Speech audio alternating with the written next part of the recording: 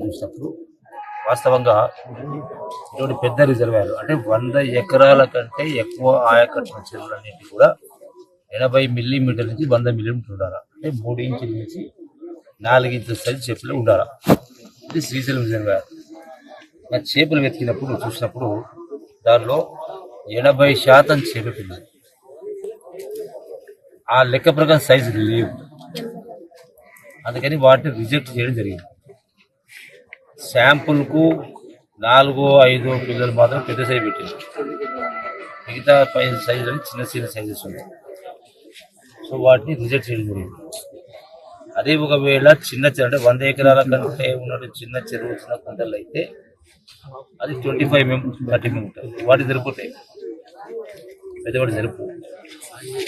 అందుకని ఇప్పుడు కలెక్టర్ గారిని మత్స్యశాఖ వల్ల అధికారులను ఆదేశించింది.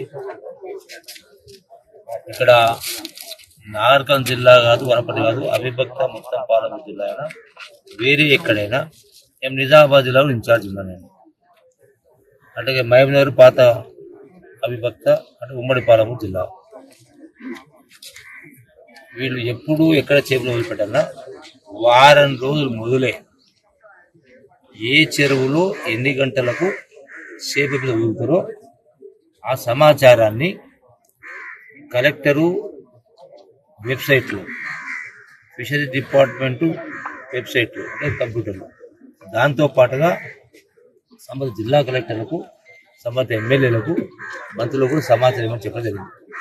అదే సమాచారాన్ని మేము కూడా మా యొక్క స్టాఫ్ ద్వారా, కలెక్టర్ స్టాఫ్ ద్వారా వాట్సాప్లలో వాటన్నిటిని కూడా షేర్ చేస్తే వాటిని వైరల్ చేయడం జరుగుతుంది.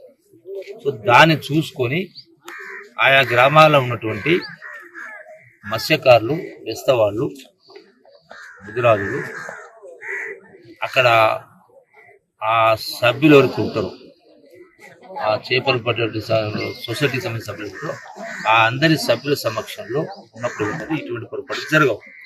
సో దానికి ఆదేశించడం జరిగింది. అందుకనే ఈ నియోజకవర్గాలు కానీ, ఈ జిల్లాలో కానీ అందరి ఎమ్మెల్యేలకు సమాచారం ఇచ్చి, అట్లాగే అందరూ మత్స్యకారుల సంఘాలకు సమాచారం ఇచ్చి ఈ పంపిణీలో వాళ్ళందరినీ భాగస్వామ్యం చేసి వాళ్ళకి తెలియజేసి పంచాలి. ఈరోజు మీకు రాకపోతే చిన్న సైజు ఉంటుంది, మెజారిటీగా ఎక్కువ శాతం. సో కాబట్టి దీన్ని ఆదేశించడం జరిగింది. ఇది ఒక అంశం.